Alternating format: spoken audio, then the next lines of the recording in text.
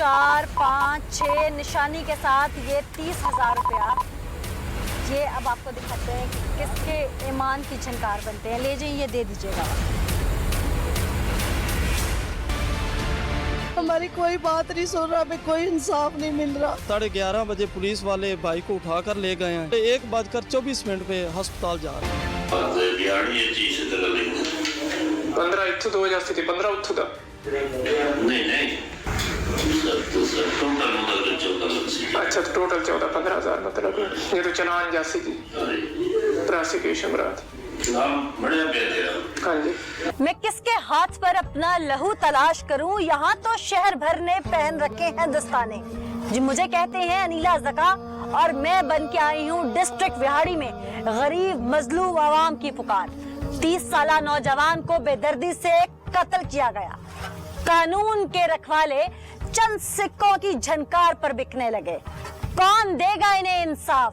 हुकूमत पाकिस्तान या पंजाब पुलिस, या फिर हम आवाम खुद ढूंढेंगे अपना इंसाफ? वाकया किस तरह से हुआ, कौन कौन है मुलव्विस, आइए दिखा दो। हमारी कोई बात नहीं सुन रहा, कोई हम पे रहम नहीं खा रहा, हमारे साथ जुल्म किया गया। 25-30 साल थी। तो नौजवान थे जी, 25। आप लोगों की दुश्मनी थी उनसे? नहीं जी, कोई दुश्मनी नहीं थी हमारी उनके साथ। आप बहन है सगी? जी, सिस्टर। कितनी बहनें हैं आप? एक। वालदा कौन है? डेथ हुई है उनकी। वालदा की डेथ हुई थी।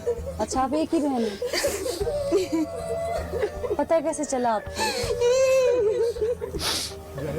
हमें नहीं पता था। यहाँ पे जब बैठे थे हम सब लोग, तो उन्होंने कॉल आई है किसी लड़की की, उन्होंने करवाई है किसी से कॉल। तो उस कॉल हमने पूछा कि आप कहाँ जा रहे हैं? उन्होंने कहा कि मुझे किसी दोस्त की कॉल आई है, मैं बाहर जा रहा हूँ। 10-10:30 बजे का वक्त था। तो जब वो बाहर गया है तो उसके बाद वहाँ जा रहे थे, रास्ते पे उसका दोस्त एक था तो वहाँ से उन्होंने पकड़ा है उनको, जबरदस्ती पकड़ के उनको बहुत पीटा है, बुरी तरह से उसको पीटा है। उसके बाद उन्होंने उसके हाथ पांव बांध दिए, फिर वहाँ से उठा के उसको घर लेके गया। वहाँ उन्होंने जाकर उन्हें बेरहमी से बेदर्दी से उसका कत्ल कर दिया। कैसे कत्ल किया? गोलियां मारी? कुल्हाड़ी के साथ। कहाँ मारी? कुल्हाड़ी सर में मारी। जब भाई मामू चाचू वहाँ जाते हैं तो सब ये कहते हैं पुलिस वाले कि हमने तो नहीं कत्ल किया उनका, दफा हो जाओ आप यहाँ से। ये कौन कहता है? ये पुलिस वाले कहते हैं, सब SHO कहते हैं, तशफीशी कहते हैं। कोई बात नहीं सुनता हमारी, कोई नहीं सुन रहा। कितने दिन हो गए इस वाक़े को? आज 40 दिन हो गए। 40वां गुजर जी। और इस दौरान आप लोग कोई कुछ भी नहीं हुआ अभी तक, कोई कुछ, किसी ने हमारी कोई बात नहीं की, सुनी, ना कोई हमारी मदद कर रहा है, ना कोई करने को तैयार है। आपका भाई अभी अनमैरिड था? अनमैरिड था जी मैडम। उसका सेहरा भी सजाना था, सब कुछ करना था। ख्वाब देखे थे आपने? उसकी शादी करेंगे, ये करेंगे, वो करेंगे। अभी दूसरे भाई की शादी थी, उसकी डेट फिक्स हो चुकी थी। अब वो बहनें कैसे जिंदा रहती है, कैसे जिएंगी? कुछ नहीं हमारे पास बचा, कुछ भी नहीं। अल्लाह हिम्मत दे आपको, मग़फ़िरत करे जाने वाले की। सब्र का दामन नहीं छोड़ना हाथ से, सब्र का दामन आप। वो बहनें चली गई, भाई चले। जिस घर में शादी हो और वहाँ सफ़े मातम बिछ जाए, आप खुद सोच सकते हैं कि उनका क्या हाल होगा। हम आगे चलते हैं और दिखाते हैं कि अभी तक सफाक दरिंदों ने जिस तरह से बेरहमी की, पुलिस क्यों बिक गई? कानून के रखवाले तहफ़्फ़ुज़ फराहम क्यों ना कर सके? वर्दी का तक़द्दुस पामाल क्यों कर रहे हैं? कितने में कहाँ रेट लगता है, कौन कहाँ बिकता है? DPO विहाड़ी, आपकी आंखें क्यों बंद हैं? या मैं यूं कहूँ कि मिली भगत है? हक़ाइक़ क्या है? आइए देखते हैं। वालेकुम जी। वालेकुम अस्सलाम। क्या नाम है आपका? रब निवास। आपसे छोटा भाई था वो आपका? जी, मुझसे 2 से छोटा था। 2 से छोटा था जी। आपके भाई को जिन्होंने मारा, उनकी कोई आपसे जायदाद की दुश्मनी थी? कोई दुश्मनी, कभी कोई ऐसी बात नहीं थी। पुलिस को तकरीबन 10:55 पे कॉल गई, 15 सुबह नाइट 10:55 पे कॉल गई, और पुलिस तकरीबन 11:30 बजे मौके पर पहुंच रही है। 11:30 बजे मौके पे पहुंची है और हॉस्पिटल में उनकी एंट्री है तकरीबन 1:24। ये सभी सबूत प्रूफ मेरे पास मौजूद है, सभी मैंने पुलिस वालों को दिए हैं। लेकिन जब हम थाने में गए, पुलिस वाले वहाँ मौके पे पहुंचे, हम मेरे भाई की जब पोस्टमार्टम रिपोर्ट हुई, उसकी पोस्टमार्टम रिपोर्ट के मुताबिक उसके पूरा जिस्म जख्मी था, ऐसे जैसे छलनी किया होता है। सब्र दे। हमारी FIR 302 देने के बजाय उन्होंने जब मेरे भाई की हालत तशवीशनाक देखी, अपने खुद को एक बंदे की कलाई पे फायर मारा पुलिस वालों ने हमारे 302 का मुकदमा दर्ज करने की बजाय उनकी FIR 324 भी झूठी FIR हम पर दर्ज। जब हम पुलिस वालों के यहाँ गए तो पुलिस वालों ने कहा कि हमने तो आपकी FIR भी नहीं दर्ज करनी थी, शुक्र करें हमने क्रॉस वर्जन आपकी दर्ज कर ली है, वरना आप उनके घर गए। आपके भाई को जिन्होंने मारा, आपके साथ इंसाफ करने के बजाय पुलिस ने आपके उस मरे हुए भाई पे ही 324 का मुकदमा दर्ज कर जी, लिया, जी, जी। यानी कि एक मैयत पे FIR काट दी। जी, मतलब 302 उन पे करने के बजाय जो इस दुनिया में भी नहीं रहा उस पे 324 की झूठी FIR दर्ज कर। मैं DSP साहब से मिला। कौन है DSP? शमस खान। शमस खान है बुरे वाला में DSP। उससे मिला मैं। उसने मुझे कहा कि उनकी क्रॉस वर्जन दर्ज हो गई है, FIR दर्ज हो गई है और आपकी क्रॉस वर्जन हो जाएगी। मैंने कहा उनकी FIR क्यों दर्ज होनी है, जो कत्ल हो गया उस पे FIR भी उल्टा। इतना जुल्म पहले हो चुका है, अभी कोई जुल्म की इंतहा रहती है। उसने कहा वो हो गई, अब उनके घर गए हैं, इसमें हमारा कसूर नहीं है, आप खुद का कसूर है। मैंने कहा कि उसे कॉल करके बुलाया गया है, मेरे पास सभी सबूत मौजूद होने के बजाय उन्होंने मेरी कोई कौन बात से नहीं सबूत मौजूद है आपके? कॉल डेटा मेरे पास मौजूद है जी। आपके पास वो CDR मौजूद है अपने भाई का, जिसमें उसको रात कॉल करके 10:00 पर 10:08 पे उसको कॉल इनकमिंग कॉल मसूल हुई है। ये जी मेरे मैंने सभी कैमरामैन सबूत देख देने सकते के हैं कि बावजूद- हाईलाइट हुआ हुआ है, इन्होंने अपने भाई का CDR निकलवाया है, जिसको डकैत कह रही है पुलिस। उसको रात 10:08 पे, यानी कत्ल से कुछ देर पहले, वो जिस लड़की से फोन पर बात करता था, उस लड़की की जानिब से, यानी कि दुश्मन पार्टी की जो लड़की थी जिनसे वो बात करता था फोन पे, उसने फोन करके बुलाया है और 11 बजे उसे कत्ल कर दिया जाता है। तो वो क्या 25 मिनट में कौन सा डकैत गैंग, कौन सा गैंगस्टर बना रहा है, ये बात तो पुलिस को खुद समझनी चाहिए। फिर कहाँ एक कानून दर्ज है कि एक बंदा जो दुनिया से चला जाए, मुझे सिर्फ ये बता दिया जाए कि जो अगर वो डकैत भी होता, वो दुनिया से चला गया, आप उस पर डकैती की FIR काट रहे हैं, ना कि जिन्होंने उसको मार। कहाँ आवाम के पास, अवाम उन्नास के पास ये हक हासिल है, किस कानून के तहत ये हक हासिल है कि कोई डकैत हो या कोई चोर हो तो उसे आवाम एहतजाज करके या उसको उस पर तशद्दुद करके उसे मार डाले? पुलिस पर क्या कर रही है, कानून क्या कर रहा है? हमने तो जहां पर भी देखा यही बताया गया कि जहां कोई चोर डकैत पकड़ा जाए फौरन 15 पे कॉल करें, उसे पुलिस के हवाले कर दें। उसे मार दिया जाता है तो उन पे 302 की FIR काटने के बजाय उस फैमिली को हिरासा करने के लिए पुलिस उसी मरने वाले पर FIR काट रही है और उन्हें कह रही है शुक्र करें कि हमने आपका क्रॉस वर्जन जो है वो क्रॉस वर्जन दर्ज कर दिया है, दर्ज वरना कर दिया हमने है। क्रॉस वर्जन भी दर्ज नहीं करना था। ठीक है। और ऐसे में पुलिस की जानिब जब आपने ये सबूत पेश किए कि हमारा भाई डकैत नहीं है, तो उनका क्या कहना था? उसके बाद भी उन्होंने हमारी कोई बात नहीं सुनी। उन्होंने कहा बेशक उनकी तरफ से भी कॉल आई, आपका भाई गया क्यों है, उसने नहीं जाना था, आपने क्यों जाने दिया है, आपका कसूर है, इसमें हमारा कोई कसूर नहीं। क्यों एहसानुल्लाह चौहान साहब, आप DPO बिहाड़ी हैं, आपको कोई फोन करके बुलाता है, आप उसके कहने पे चले जाते हैं और अल्लाह ना करे आपके साथ कोई मिसहैप होता है, तो क्या आप डाकू होंगे या चोर होंगे? पहले तो ये जवाब दीजिए। आपका मतहत जो अमला है वो ये सब कर रहा है, दंदनाता फिर रहा है, एक के बाद एक प्रोग्राम में रिकॉर्ड कर रही हूँ जिसमें आपकी काबिलियत पर इशारे उठ रहे हैं, उंगलियां उठ रही हैं और आपके कान तक जो नहीं रेंग रही। आप लोग DPO के पास नहीं गए? मैं DPO के पास गया था 30 तारीख को, फिर फ्रंट क्राइम सेल पे मैं गया, उधर जाकर मैंने एप्लीकेशन दी। उधर वजाहत नाम का इंस्पेक्टर बैठा था, उसने कहा DPO साहब नहीं है। मैंने कहा मैंने पर्सनल मिलना है, मेरा जाती क्या मामला DPO है। साहब की गाड़ी खड़ी थी वहाँ? खड़ी थी उनकी गाड़ी खड़ी थी तो जी। DPO साहब वहीं होंगे ना, जी, गाड़ी जी। के बगैर पैदल तो जाने से रहे। जी जी बिल्कुल। उसने कहा DPO साहब इधर नहीं है। मैंने कहा DPO साहब की गाड़ी खड़ी हुई, कहते हैं वो किसी प्राइवेट गाड़ी पे कहीं गया हुआ है, अच्छा। इस टाइम आप नहीं मिल सकते। फिर? मैंने कहा मैंने अपनी एप्लीकेशन उसको पेश की।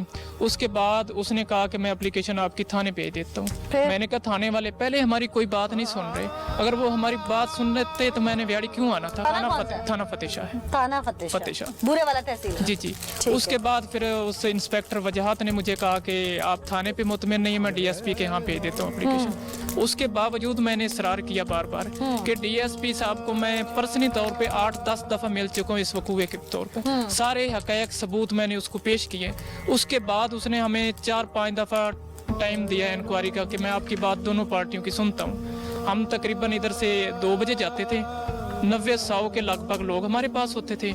हम शाम तक उधर जब 7 बजते थे, यूं कह लें कि आधा गांव आपके साथ होता जी था। जी जी बिल्कुल ऐसे अच्छा। ही। जब 8 बजते थे, 8 बजे कॉल आ जाती थी कि DPO साहब इधर, DSP साहब नहीं है, वो कहीं बिजी है। 1 2 3 4 5 6 निशानी के साथ ये 30,000 रुपया, ये अब आपको दिखाते हैं कि किसके ईमान की झनकार बनते हैं। ले जाइए, ये दे दीजिएगा। 11:30 बजे पुलिस वाले भाई को उठा कर ले गए हैं। तकरीबन 15 to 20 मिनट का फासला है जहां वकूआ हुआ है और बूरे वाला। तो पुलिस वाले 1:24 पे अस्पताल जा रहे हैं। अच्छा जी। 2-2.25 घंटे के बाद जी, 2 पौने 2 मजरूब को घंटे लेके। के जी मजरूब को, हालांकि हालत देख रहे हैं कि उनकी हालत सीरियस है। हमें तो शक नहीं बल्कि पक्का है कि वो यहाँ इंसानियत और हाँ, कानून मिले ये हुए कहता है हैं। कि सबसे पहले वो चाहे मुजरिम भी है उसको बचाया हाँ जी, जाए, बचाया जाए। उसकी जान बचाई। 15 to 20 मिनट का फासला है जी, तो 2 घंटे बाद वो अस्पताल लेके पहुंचे। अच्छा सानू तो इतु तसल्ली उर्दू हो में गई। बताइए। हमें तो पहले शक था, फिर बाद में हमें यकीन हो गया कि ये मुलव्वस है। हमें इंसाफ दिलाया जाए। जब थाने जाते हैं तो तफ्तीशी नहीं, कहते फिर हैं यहाँ हॉस्पिटल चले। गए तो फिर आपके भाई की वहाँ डेथ हुई।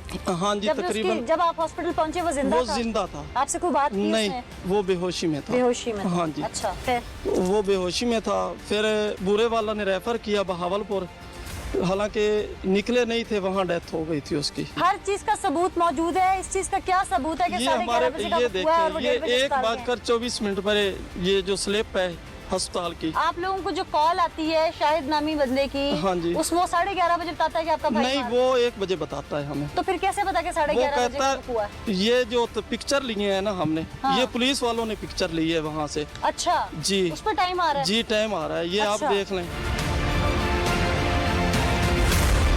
ठीक है, मैं टेलीविजन स्क्रीन पे हाँ चला रही जी। हूँ, मेरे नाज़रीन भी देख हाँ, रहे हैं पिक्चर कि पे टाइम है। 11:30 बजे मजरूब की तस्वीर ली जाती है और वो बुरी तरह वो पुलिस वाले- तशद्दुद ज़दा है और वो पुलिस वाले खींच रहे हैं। यानी 11:30 बजे पुलिस के हाथ मजरूब लग चुका था और जो अस्पताल की पर्ची पर इस वक्त टाइम है वो 1:30 बजे का है। लगभग वो टाइम है 1:24 यहाँ पे 1:24 का। जी, ये देख रहे हैं, ये टाइम ये जाए वकूअ जहाँ पर ये वाक़या हुआ वहाँ का कितनी देर का रास्ता है? तकरीबन यहाँ से 3-4 किलोमीटर है।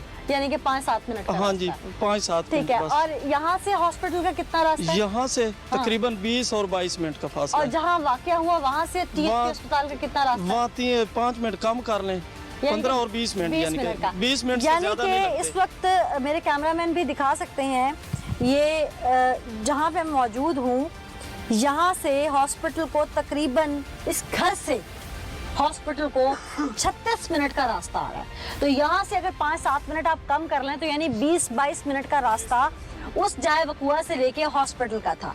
यानी कि अगर पुलिस 11:30 बजे एग्जैक्टली मजरूब के पास पहुंच गई थी तो पूरे 12 बजे उसे अस्पताल की इमरजेंसी तक पहुंचाया जा सकता था ताकि उसका खून जाया नहीं होता। जान बचानी फर्ज थी। वो दहशतगर्द भी होता, वो डॉन भी होता, यहाँ तक कि किसी और मुल्क का फौजी भी हमारे मुल्क की हदूद में गिर जाए तो हम पहले उसे फर्स्ट एड देते हैं। इखलाकियात भी कहते हैं, कानून भी यही कहता है।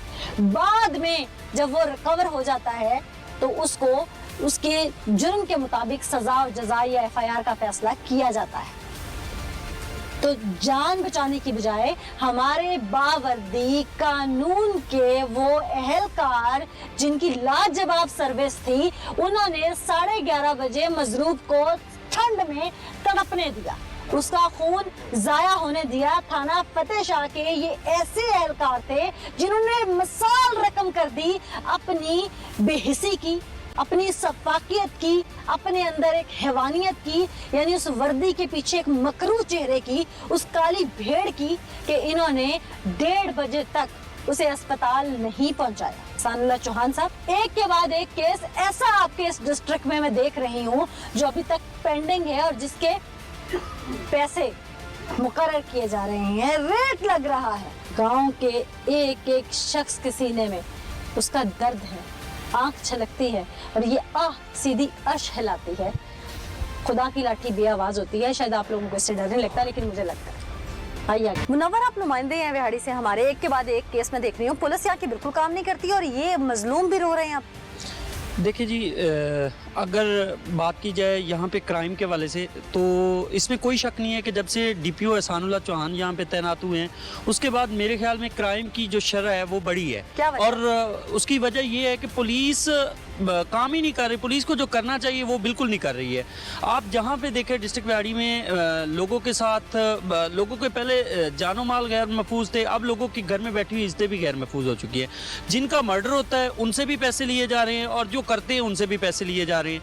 और अगर कोई गरीब आदमी इनके खिलाफ प्रोटेस्ट करता है तो उसे भी नाजायज़ मुकदमात में फंसाने की धमकियाँ दी जाती है। अब ये जो वक़ूआ हुआ है ये थाना फतेहशाह के हदूद में एक गरीब ख़ानदान का जो था उनका सहारा, उसकी चंद रोज़ बाद शादी होने वाली थी, तो एक लड़की के साथ ताल्लुकात का शुबा जो है वो उसे बुलाया गया और पूरा प्लान करके उसको कत्ल कर दिया गया। और उस पर पुलिस की जो सामने बात ये आई थी, हमने चूंकि पहले दिन से ये वाक़या रिपोर्ट कर रहे थे, तो पहले दिन हमने रिपोर्ट की थी कि जी पुलिस की तरफ से ये वर्जन दिया गया था कि वो उनके घर में गया डकैती करने के लिए और वो उस वक्त कत्ल हो चुका था। और एक मकतूल के खिलाफ 324 की FIR और दीगर संगीन जो दफात है वो लगा के FIR दर्ज कर दी गई। उस पर ये बेचारे जो गरीब लोग हैं इन्होंने प्रोटेस्ट किया, एहतजाज किया। तो डाकू को भी कत्ल करना किस कानून में लिखा है?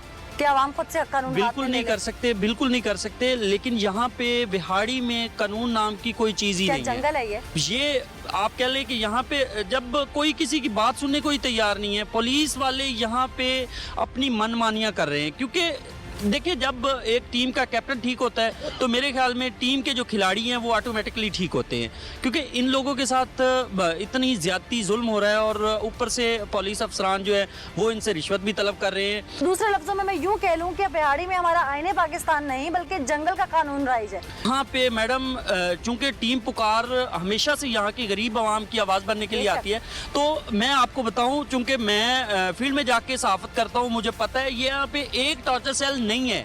यहाँ पे कई ऐसे जो है ना पुलिस एहलकार तैनात किए गए हैं SI रैंक के। अभी कई थानों में ऐसे SIs जो बतौर SHO काम कर रहे हैं, उन्होंने अपने टॉर्चर सेल बनाए हुए हैं और वहाँ पे अब भी टॉर्चर किया जाता है। कुछ अर्सा पहले भी पुकार ने ही वो मामला उठाया था एक खातून के ऊपर तशद्दुद, और फिर उसके बाद वो अभी भी वो सेम सिस्टम यहाँ पे चल रहा है। मतलब लोगों को उठाया जाता है, निजी टॉर्चर सेल में ले जाके उनको तशद्दुद का निशाना बनाया जाता है और उसके बाद फिर उनसे मुकमुकाव किया जाता है। तो हमारे वज़ीर आला भी जनूबी पंजाब के हैं, क्या उन तक अपील आप लोगों ने यहाँ से लोकल सहाफ़ियों ने नहीं की जब यहाँ आते हैं? वज़ीर आला की तो फिर क्या ही मिसाल दें, वो तो अभी सीख रहे हैं। वो अभी सीख रहे हैं। बिल्कुल जी, हाँ आवाम भी मौजूद है जिस गांव का ये वक़ूआ है। वो बच्चा जो कत्ल हो गया, दुनिया में नहीं रहा, नाहक कत्ल हुआ, उसके बारे में यहाँ के लोग क्या कहते हैं? अस्सलाम वालेकुम जी, आप यहीं के रहने वाले हैं? जी। वो नौजवान जो नाहक कत्ल हो गया उसे जानते हैं? जानते हैं। कैसा बच्चा था? बड़ा अच्छा बच्चा। उसको जब कत्ल किया उसकी मैयत यहाँ पर आई, किस हाल में थी? बुरे हाल में थी, बहुत ज़ेर हो यार। क्या कहेंगे उसके लिए? तो इंसाफ होया जाएगा, उसके लिए इंसाफ चाहिए जी। आप भी जानते हैं उसे? हाँ जी। ये लोग कैसे हैं जिन्होंने मारा है? जुल्मी लोग, जालिम लोग हैं। जालिम लोग। वो बच्चा कैसा था? बच्चा अच्छा से नेक था? नेक। किसी के साथ किसी किस्म का झगड़ा लड़ाई? नहीं, वो चोर डाकू तो नहीं था? बिल्कुल नहीं डरा। क्यों जी, जो कत्ल हो गया क्या वो चोर डाकू था?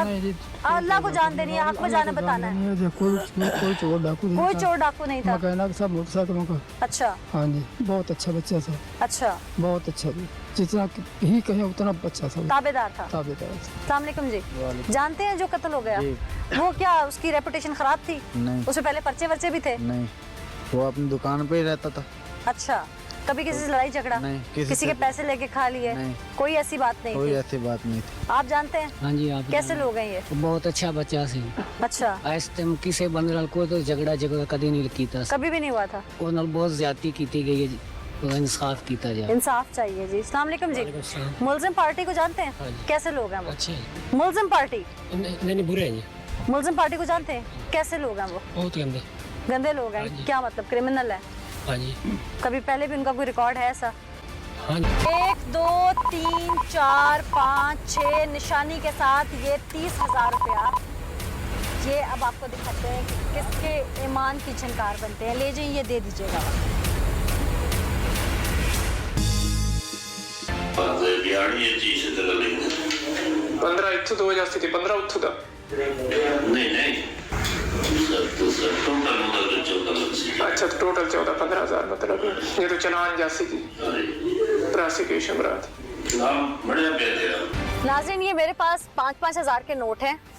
1 2 3 4 5 6, यानी कि ये 30,000 रुपये।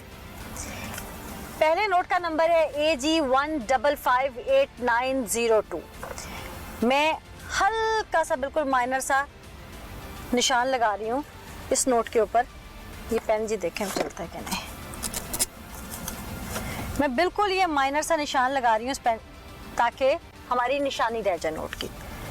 ठीक है जी, दूसरे नोट का नंबर है AM 8060103। मैं इस पर भी माइनर सी लाइन लगा रही हूँ ताकि ये हमारी निशानी रह जाए नोट की। तीसरे का नंबर है U11186838। सेम मैं ब्लैक कलर के पेन से निशानी लगा रही हूँ। इसी तरह AK 8422104, ये भी मैंने निशानी लगा दी। इसी तरह AV 4723531, ये भी मैंने निशानी लगा दी, ये देख सकते हैं। AQ 2074364, ये भी मैं निशानी लगा रही हूँ। ठीक है, ये है जी 30,000 रुपया। 1 2 3 4 5 6 निशानी के साथ ये 30,000 रुपया। ये अब आपको दिखाते हैं कि किसके ईमान की झनकार बनते हैं। ले जाइए, ये दे दीजिए। पर तो सर जी थोड़े सामने ही मिली है सानू। ठीक है। मैं रात जा रहा सी शहर उदो, आज फिर वापसी आना पिया। मैं रात फिर तुसी आए नहीं। सुबह ले आएंगे। अच्छा, फिर वकूवे जो एवं देने साथी जिसको फिर जाना हो दूसरे कमरे में निकलिए सर। वो सर कितने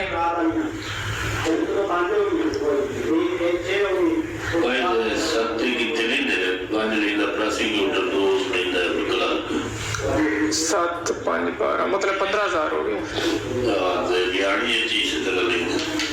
15 इत्थों 2 जासी थी, 15 उत्थों दा ये तो चलान जासी थी प्रोसिक्यूशन रात। हाँ जी, इकट्ठा सर जी सारे का भेज, चलो ट्रायल इकट्ठा तो चलता ही सही। हाँ जी, हाँ जी सर सही। ये चलान फिर कदों तक सबमिट कर सो? फिर मैं 10 दिन से जो उत्थे देने हो मैं फिर रब्ता कर ली से मतलब 14,000 तो उन्होंने इंतजाम में रखा अपना। ठीक हो गया। तो ये सर मैं हूँ तो टोटल 30 दे रहा से, मतलब सारे इकट्ठे 30,000 दे दे इतने। या फिर थोड़ा जा दफ्तर हाँ जी जाना पैदा है, फिर वापस नहीं आना पैदा।